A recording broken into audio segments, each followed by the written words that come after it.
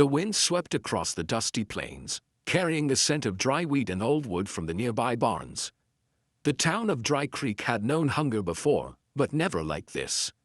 The drought had stayed too long this time, and even the strongest men looked hollowed out, their shadows longer than their bodies. The riverbed was cracked open like old skin, and every living thing seemed to whisper for mercy. At the edge of town stood a little cabin, the paint peeled away and the chimney cold for weeks. Inside, a young woman named Winda sat beside her mother, who lay weakly on a straw mattress. Her mother's cheeks were pale, her lips dry as parchment. Each breath she took seemed borrowed. "Ma," Winda whispered, brushing a strand of hair from her mother's forehead.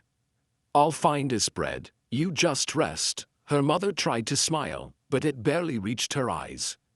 "Don't you go far, child. You've given enough." Winda looked down at her hands, small, blistered, and trembling.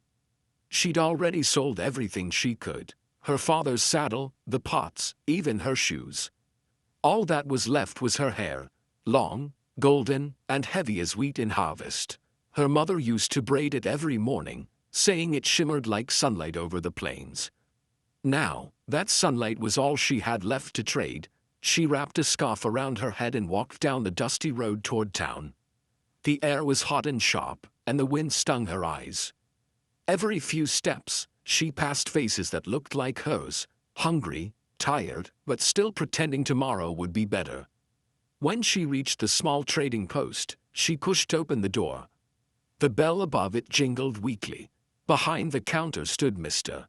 Harper, the storekeeper, counting coins that looked too few to matter. "Mr. Harper," Winda began softly, "I came to trade." He looked up, his eyes tired but kind. "You've traded everything you had, girl. Ain't nothing left worth." He stopped when she untied her scarf.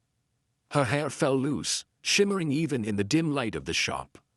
"I'll cut it," she said quietly. "All of it, if you'll just give me some bread."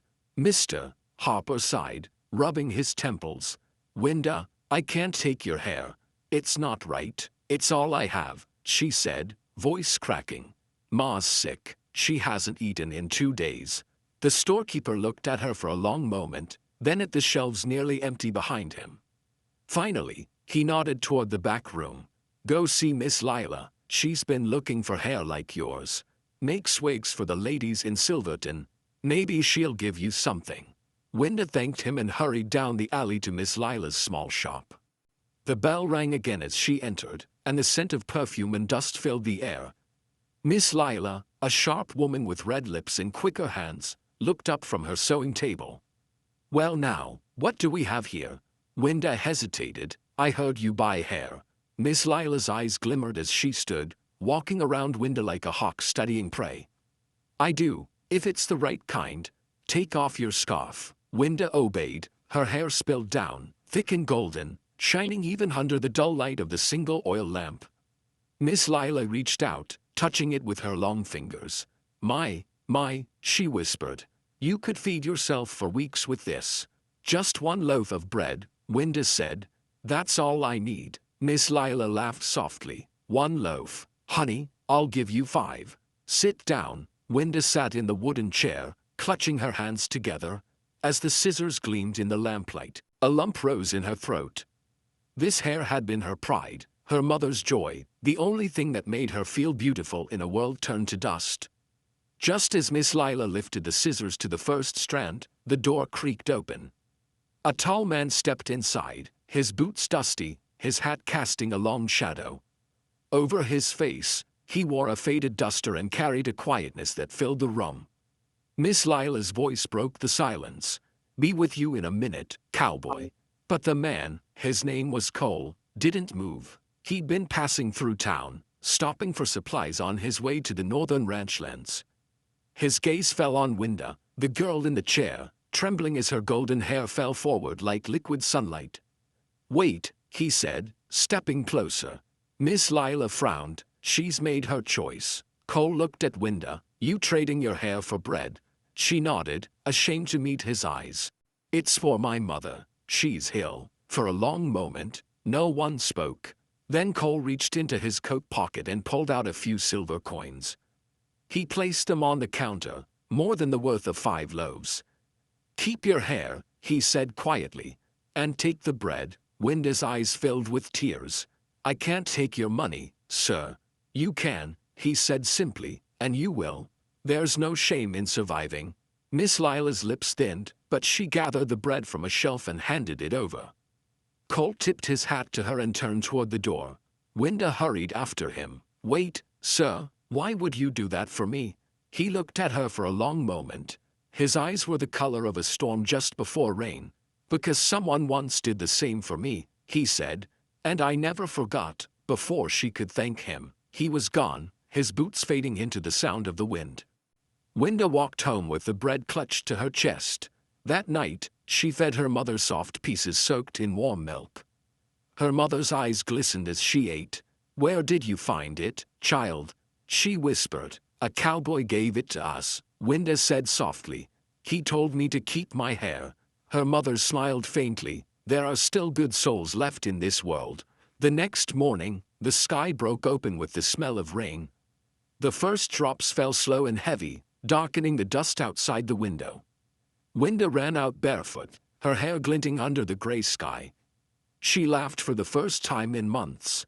The fields would live again. Days turned into weeks, and her mother grew stronger. The rain filled the wells, the grass grew back, and the town began to breathe again.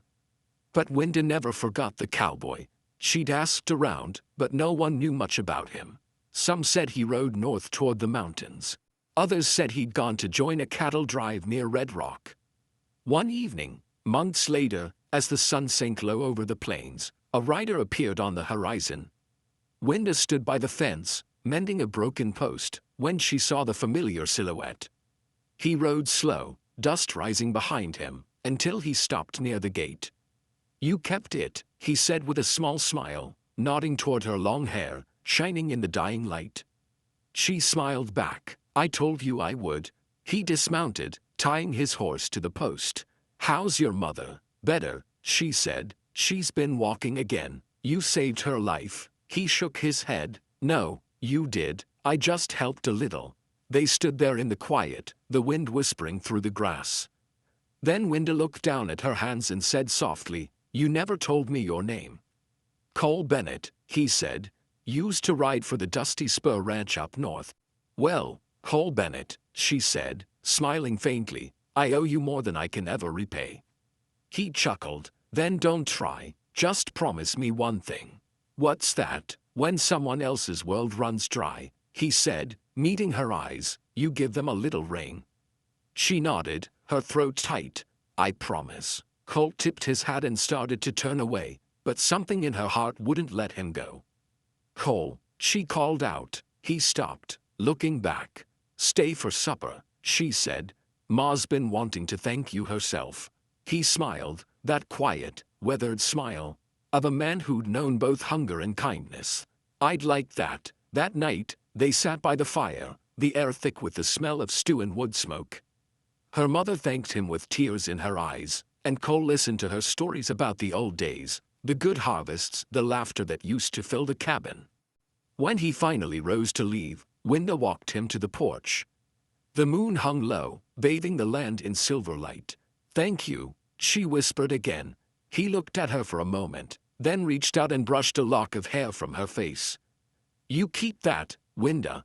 Don't ever trade it for bread again." And then he was gone, his horse fading into the moonlit plain.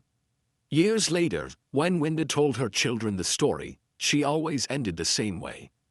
"The man who gave us bread taught me something more precious than food. He taught me that kindness is a seed, it grows even in dry land."